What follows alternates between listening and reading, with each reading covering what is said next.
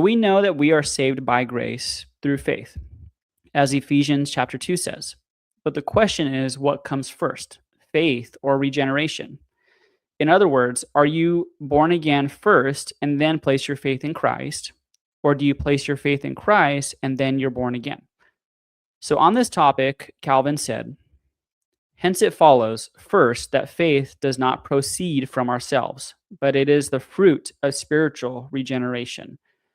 For the evangelist affirms that no man can believe unless he be begotten of God.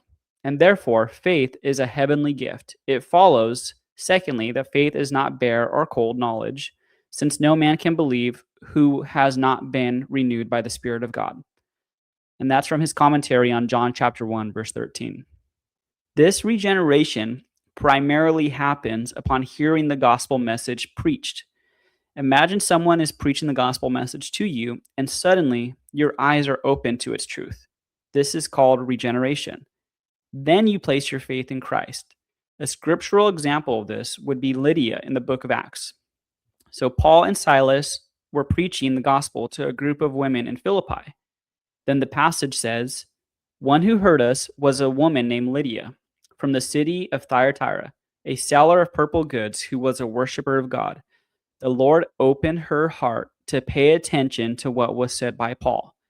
And after she was baptized, and her household as well, she urged us, saying, if you have judged me to be faithful to the Lord, come to my house and stay. And she prevailed upon us. That's Acts chapter 16, verses 14 through 15. This was not a new belief that just popped up during the Protestant Reformation.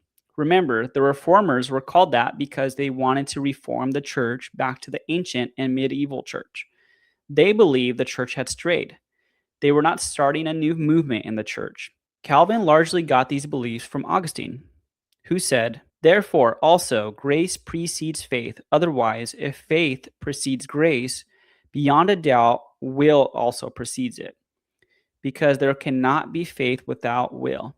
But if grace precedes faith because it precedes will, certainly it precedes all obedience. It also precedes love, by which alone God is truly and pleasantly obeyed.